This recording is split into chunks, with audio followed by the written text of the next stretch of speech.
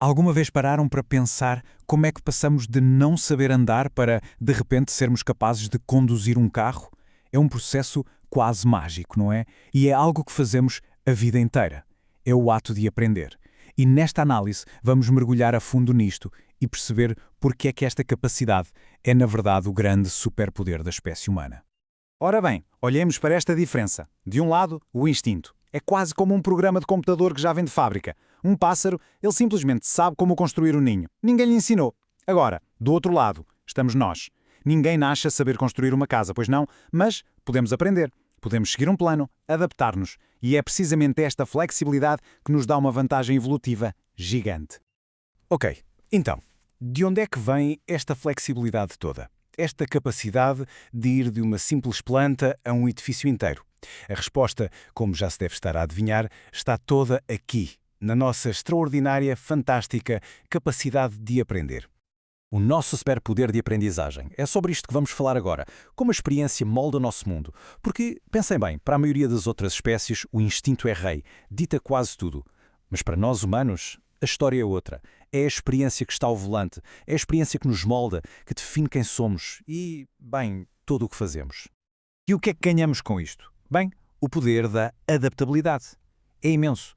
Nós conseguimos beneficiar diretamente das nossas experiências. Aprendemos com o que corre bem, com o que corre mal e vamos ajustando o nosso comportamento. Mas o verdadeiro game changer é que conseguimos passar este conhecimento adiante, de geração em geração. E isto é absolutamente crucial. Significa que cada nova geração não começa do zero. Estamos, no fundo, numa espécie de evolução cultural constante que vai muito para além da simples biologia. Ok, vamos lá então a definir esta mudança. O que significa realmente aprender? Já vimos que é importante, certo. Mas o que é em essência? Quando dizemos eu aprendi a fazer isto, o que é que mudou? Aqui dentro. É que aprender não é só decorar factos para um exame. Vai muito, mas muito para além disso. O que nós adquirimos é um espectro enorme de coisas. Conhecimentos, claro, mas também competências, valores, atitudes, até as nossas reações emocionais são aprendidas. É um processo que nos molda por completo. Querem um exemplo? Pensem em algo tão básico como o valor do dinheiro. Imaginem uma criança que poupa a semanada, semana após semana, para finalmente comprar aquele brinquedo que tanto quer. Ela não está a decorar uma fórmula, está a ter uma experiência, está a sentir na pele o valor do esforço, da paciência. É uma aprendizagem profunda, uma daquelas que fica para a vida toda. Ou então, pensem noutra coisa. As nossas atitudes. Uma estudante universitária que entra num debate com colegas, que ouve argumentos que nunca tinha considerado e, aos poucos, começa a modificar as suas próprias visões políticas. O que é que está a acontecer ali? É uma mudança interna, uma reorganização de ideias. É a aprendizagem ali a acontecer em tempo real. Mas nem toda a aprendizagem é gradual. Às vezes é instantânea e muito poderosa. Basta uma única experiência negativa. Pensem numa criança que é mordida por um cão. Essa experiência pode criar uma associação de medo tão forte que a faz evitar cães para o resto da vida. A mudança aqui é emocional, é comportamental e é imediata. Ok, depois destes exemplos todos, acho que estamos prontos para olhar para a definição mais formal. Vamos lá ver. Aprendizagem é uma mudança a longo prazo. Isto é chave. Não é uma coisa de momento. Tem de durar. Onde é que acontece? Nas representações ou associações mentais. Ou seja, algo muda na nossa cabeça, na forma como as ideias e os conceitos se ligam uns aos outros. E, o mais importante de tudo, acontece como resultado da experiência. Não é algo com que nascemos, nem é só o corpo a amadurecer. É a vida a acontecer. Aprendizagem por dentro e por fora. Está na mente ou na ação? Boa pergunta, não é? Se a aprendizagem é esta mudança que acontece lá dentro, na mente, então como é que os cientistas conseguem estudá-la, se não a podemos ver diretamente? Bem, basicamente existem duas grandes lentes, duas grandes abordagens para olhar para este fenómeno.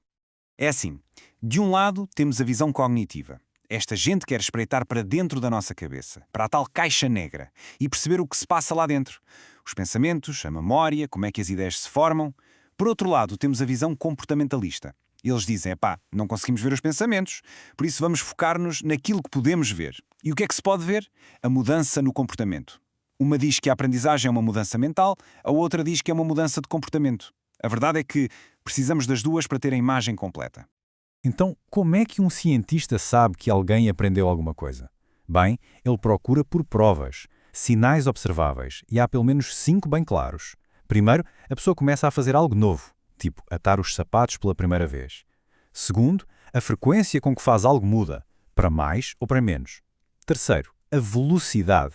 Começa a fazer a mesma tarefa, mas mais depressa. Quarto, a intensidade da reação. Pode ser mais forte ou mais fraca. E, finalmente, a complexidade. Começa, por exemplo, a discutir um tópico com muito mais profundidade. São tudo provas visíveis de que algo mudou lá dentro.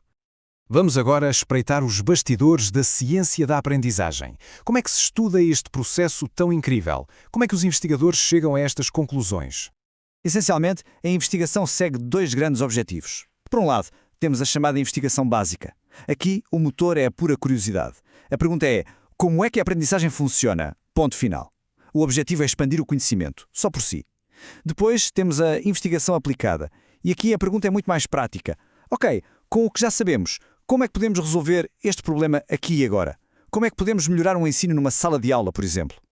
E claro, estes 2 tipos de investigação acontecem em cenários muito diferentes. A investigação básica, essa é feita no laboratório, condições super controladas, tudo medido ao milímetro para se conseguir isolar um processo específico. Já a investigação aplicada, essa vai para o mundo real, para as salas de aula, para as empresas, para onde a vida acontece. Vai observar como é que as pessoas aprendem no meio da confusão do dia-a-dia.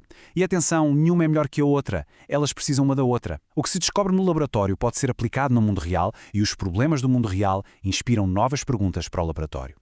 Certo. E para fecharmos este puzzle do conhecimento científico, é super importante percebermos a diferença entre 2 palavras que usamos muito no dia-a-dia, mas que na ciência são coisas distintas: princípios e teorias. São, no fundo, os blocos com que se constrói o conhecimento. A diferença é, na verdade, bastante simples. Pensem assim: os princípios dizem-nos o que acontece, descrevem um efeito que se vê repetir vez após vez. É quase como uma lei da gravidade da aprendizagem. Já as teorias tendem a explicar o porquê e o como. Elas são a explicação por detrás do princípio. É por isso que os princípios tendem a ser muito estáveis ao longo do tempo, mas as teorias estão sempre a mudar, a ser refinadas com cada nova descoberta. E para isto ficar bem claro, vamos ver um dos princípios mais sólidos e conhecidos de toda a psicologia da aprendizagem. Diz assim: um comportamento seguido de uma recompensa tem maior probabilidade de aumentar em frequência do que um comportamento que não é. Isto é uma observação simples, mas super poderosa. É um padrão que se vê em todo o lado. E a parte mais fascinante deste princípio da recompensa é que ele está em todo o lado. Funciona com golfinhos a receberem um peixe por fazerem um truque, funciona com um aluno que recebe um elogio do professor e se esforça mais, e, claro, funciona connosco quando recebemos um gosto numa foto que publicamos. A lógica é exatamente a mesma. A recompensa reforça o comportamento que veio antes. Simples, não é? Mas, uau, que poderoso! E é com esta ideia que fechamos a nossa análise de hoje. Já percebemos que os princípios, como o da recompensa, são estáveis, são quase como leis da nossa natureza. Mas as teorias, as explicações por trás deles, essas estão sempre em movimento, sempre a evoluir. Cada nova descoberta científica é mais uma peça no puzzle para entendermos este nosso superpoder que é a aprendizagem. E por isso, a pergunta que fica a pairar é: o que será que a próxima grande descoberta nos vai ensinar sobre a forma como aprendemos e, no fundo, sobre nós mesmos?